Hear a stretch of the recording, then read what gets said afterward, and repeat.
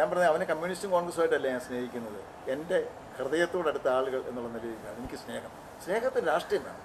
ഇല്ല സാർ, സാമൂഹ്യ രംഗത്ത് പ്രവർത്തിക്കുന്നതും വോട്ട് ചെയ്യുന്നതും അല്ലെങ്കിൽ സമൂഹത്തിൽ പ്രവർത്തിക്കുമ്പോൾ നമുക്ക് രാഷ്ട്രീയമാവാം. പക്ഷെ സ്നേഹിക്കുന്നത് എന്താ രാഷ്ട്രീയം? എന്തിനാണ് രാഷ്ട്രീയം? എനിക്ക് വളരെ ഇഷ്ടമായിരുന്നു ടി വി തോമസിനെ, ഗൗരിയമ്മയെ. രണ്ട് രാഷ്ട്രീയമായിരുന്നില്ലേ ഒരു ഘട്ടം കഴിഞ്ഞപ്പോൾ? അതുകൊണ്ടെന്താ അതൊന്നും ഈ രാഷ്ട്രീയവും പ്രണയവുമായിട്ടോ അല്ലെങ്കിൽ രാഷ്ട്രീയവും സ്നേഹവുമായിട്ടോ ഒന്നും ബന്ധിപ്പിക്കേണ്ട ആവശ്യമില്ല. ജാതിയും മതവും സ്നേഹവുമായിട്ട് ബന്ധിപ്പിക്കേണ്ട കാര്യം. അടിസ്ഥാനപരമായി ഞാൻ പറയുന്നത് നമ്മുടെ മാനവികത, അതിൻ്റെ മൂല്യം എന്ന് പറയുന്നത് സ്നേഹമാണ്. എഴുത്തുകാരെന്നുള്ളതിൽ ഞാൻ പറയും പ്രണയമാണെന്ന് പറയും.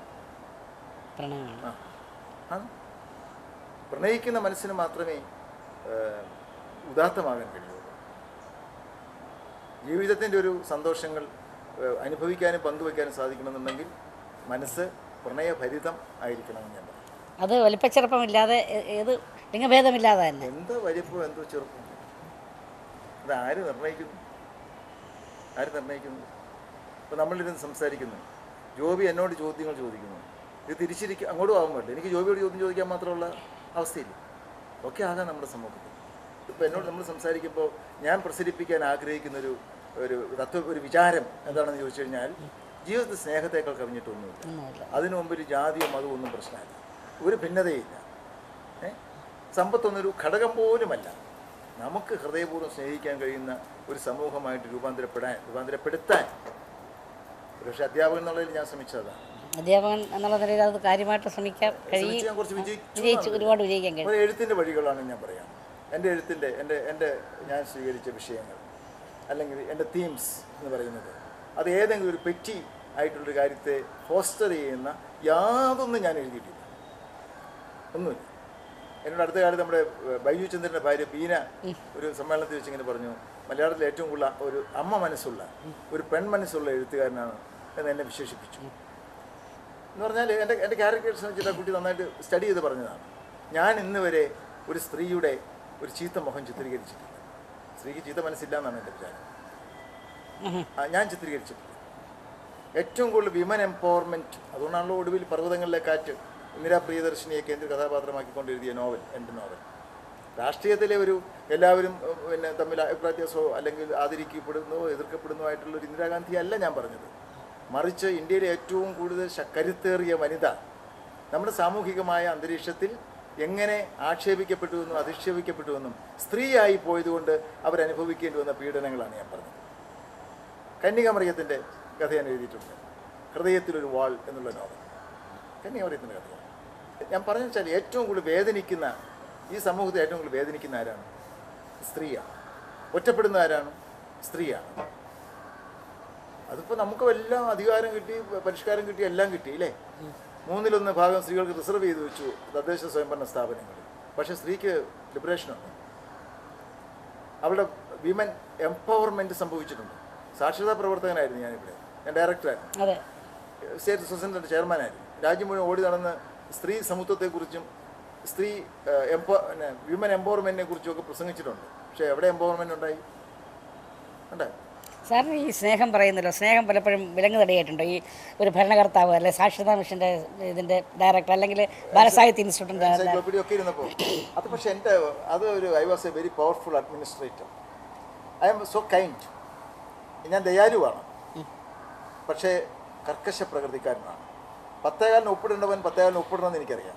പക്ഷേ അല്ലെങ്കിൽ അവൻ്റെ കുഞ്ഞ് ആശുപത്രിയിലാണെന്നുണ്ടെങ്കിൽ അന്ന് ഒപ്പിട്ടില്ലെങ്കിൽ എനിക്ക് പ്രശ്നമില്ല.